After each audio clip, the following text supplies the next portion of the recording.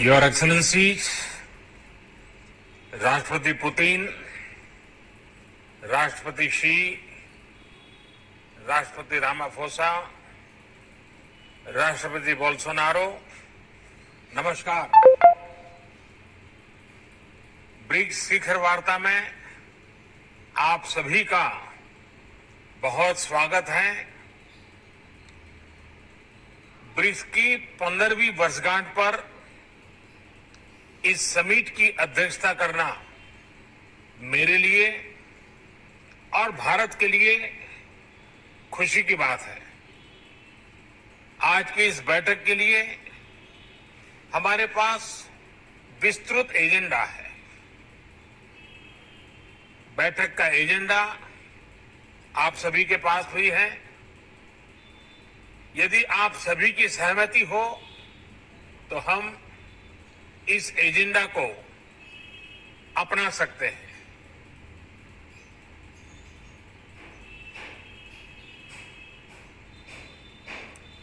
Agenda को स्वीकार किया जाता है। एक्सेलेंसीज, एजेंडा के पारित होने के बाद हम सभी संक्षिप्त में अपने ओपनिंग रिमार्क दे सकते हैं। पहले मैं अपने ओपनिंग रिमार्क दूंगा और फिर बारी बारी से आप सभी महानुभावों को आमंत्रित करूंगा। एक्सेलेंसीज, भारत की अध्यक्षता के दौरान हमें सभी ब्रिक्स पार्टनर्स में और सभी से भरपूर सहयोग मिला है और इसके लिए मैं आप सभी का बहुत बहुत आभारी हूं।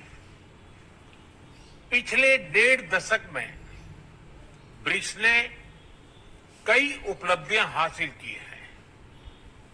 आज हम विश्व की उभरती अर्थव्यवस्थाओं के लिए एक प्रभावकारी आवाज है।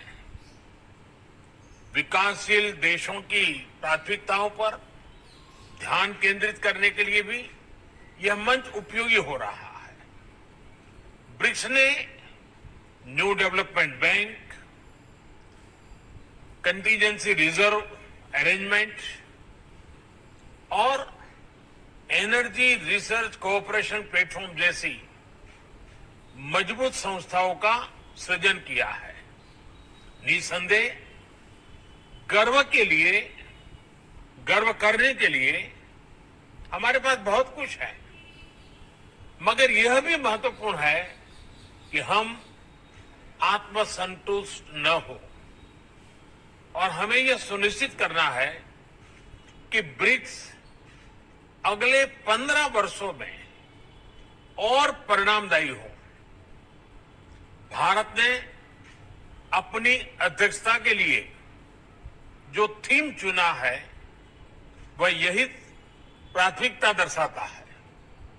BRICS at 15, intra BRICS cooperation for continuity, consolidation and consensus.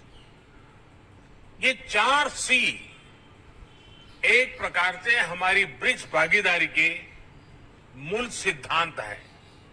इस वर्ष कोविड की व्यवस्थाओं के बावजूद 150 से अधिक ब्रिक्स बैठकें और कार्यक्रम आयोजित किए गए, जिनमें से 20 से अधिक मंत्री स्तर पर थे। परंपरागत क्षेत्रों में सहयोग बढ़ाने के साथ हमने ब्रिक्स एजेंडा का विस्तार करने का भी प्रयत्न किया। इस संदर्भ में इस साल ब्रिक्स ने कई फर्स्ट हासिल किए, यानी कई चीजें पहली बार हुई। हाल ही में पहले ब्रिक्स डिजिटल हेल्थ सम्मेलन का आयोजन हुआ। टेक्नोलॉजी की मदद से हेल्थ एक्सेस बढ़ाने के लिए ये एक इनोवेटिव कदम है। नवंबर में हमारे जल संसाधन मंत्री ब्रिक्स फॉर्मेट में पहली बार मिलेंगे। यह भी पहली बार हुआ कि ब्रिक्स ने मल्टीलेटरल सिस्टम की मजबूती और सुधार, इस पर एक साझा पोजीशन दी। हमने BRICS counter terrorism action plan भी एडॉप्ट किया है। हमारी अंतरिक्ष एजेंसियों के बीच रिमोट सेंसिंग सैटेलाइट कॉन्स्टेलेशन समझौते से सहयोग का एक नया अध्याय शुरू हो रहा है।